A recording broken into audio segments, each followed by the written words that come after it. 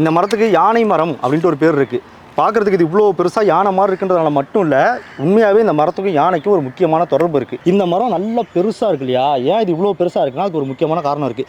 பொதுவாகவே ஆஃப்ரிக்காலாம் வறண்ட பகுதின்றது நமக்கு நல்லா தெரியும். அந்த மாதிரி அதிகமான வறட்சி உள்ள பகுதியில் இது வாழுதுன்றதுனால இதோட வேரை ரொம்ப ஆழத்துக்கு இறக்கி நிலத்தடி நீரை மேல் நோக்கி உறிஞ்சி எடுத்து அந்த தண்ணியை ரொம்ப காலத்துக்கு ஸ்டோர் பண்ணி வைக்கணுன்றதுக்காக இதோட தண்டை முழுக்க தண்ணியை சேமித்து வைக்கிறதுக்காகவே இது பயன்படுத்துது.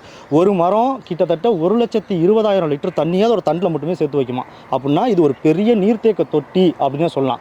யானை இந்த மரத்தோட இலையை விரும்பி சாப்பிடுன்றதுக்காக மட்டும் இதுக்கு யானை மரம்னு பேர் இல்லை, அதுக்கு இன்னொரு முக்கியமான காரணமும் இருக்குது. தஞ்சாவூரில் சிவகங்கை பூங்கான்னு ஒரு இடம் இருக்குது. அந்த பார்க்கில் இந்த மரம் ரொம்ப பிரம்மாண்டமான வடிவத்தில் முன்னாடியே இருக்கும். அங்கே உள்ள அந்த மரத்தை பார்த்திங்கன்னா இப்போ இதோட அந்த தண்டோட அடிப்பக்கம் அப்படியே ஃப்ளாட்டாக இருக்குல்ல, ஆனால் அந்த தஞ்சாவூரில் உள்ள மரத்தோட அந்த அடிப்பக்கம் யானையோட காலில் அந்த நகங்கள் இருக்கும் இல்லையா, விரல் நகங்கள்லாம், விரல் நீட்டாக வராது ஆனால் நகங்கள் இருக்கும். அந்த நகங்கள் என்ன அமைப்பில் இருக்கோ அதே மாதிரி பார்க்குறதுக்கு யானையோட கால் மாதிரியே இருக்கும். அதனால் அங்கே உள்ள மரத்துக்கு போர்ட்லேயே யானைக்கால் மரம் அப்படின்னு வச்சுருப்பாங்க. யானைகளுக்கும் இதுக்கு ஒரு முக்கியமான தொடர்பு இருக்குன்னு சொன்னோம் இல்லையா, அது என்னென்னு பார்ப்போம். யானைகள் பொதுவாகவே அந்த ஆப்பிரிக்க பகுதியில் நல்ல கடுமையான வறட்சி நிலவக்கூடிய அந்த பாலைவன பகுதியில் வாழக்கூடிய யானைகளாக இருக்குது. ஆப்பிரிக்கன் எலிஃபென்ட்ஸ்லாம் அதுங்க நீரை தேடி ரொம்ப தூரத்துக்கு பயணிச்சுக்கிட்டே இருக்கும். அதுங்களோட தந்தத்துலையும் கால்லையும் அதிகமான உணர்வு உறுப்புகள் இருக்கும். நீர் எங்கே இருக்குது அப்படின்றத உணரக்கூடிய, அதிர்வுகளை உணரக்கூடிய உறுப்புகள் இருக்கும்.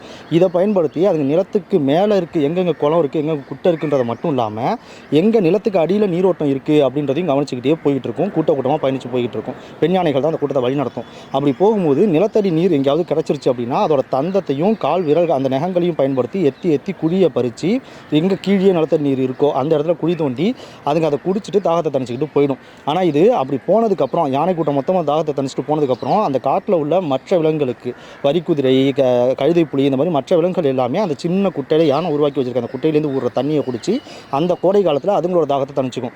யானைகள் இப்படி நிலத்துக்கு அடியில் உள்ள நீரை மட்டும் தேடாது, அதுங்க இன்னொரு முக்கியமான விஷயத்தையும் தேடும். எங்கே இந்த மரம் இருக்குது அப்படின்றதையும் தன்னோட உணர்த்திறனால தேடிக்கிட்டே போகும். எங்கேயாவது ஒரு இடத்துல இந்த மரத்தை பார்த்துருச்சுன்னா, நான் ஏற்கனவே சொன்ன மாதிரி பல லிட்டர் கணக்கில் தண்ணியை ஸ்டோர் பண்ணி வச்சுக்குது இல்லையா, அதனால் இந்த மரத்தை பார்த்தோன்னே யானைகளோட அந்த ஷார்ப்பான தந்தத்தை அதுங்க சண்டை போட மட்டும் இல்லாமல் இதை குத்தி கிழிக்கவும் யூஸ் பண்ணும். இந்த மரத்தோட பட்டையை குத்தி கிழித்து இதுக்குள்ளே அந்த பட்டையோட நாரோட சேர்ந்து அந்த பட்டை வரும். அந்த பட்டையை எடுத்து நாம் எப்படி கரும்பை கடித்து அதோட சக்கையை குடிக்கிறோம், அந்த மாதிரி தன்னோட வாயில் வச்சு அந்த பட்டையை கடித்து மென்று அதுலேருந்து வர தண்ணியை ஃபுல்லாக குடிச்சிக்கும். இப்படி யானைகள் இதை பயன்படுத்தி தன்னோட தாகத்தை தணிச்சிக்கிட்டு இருக்கு.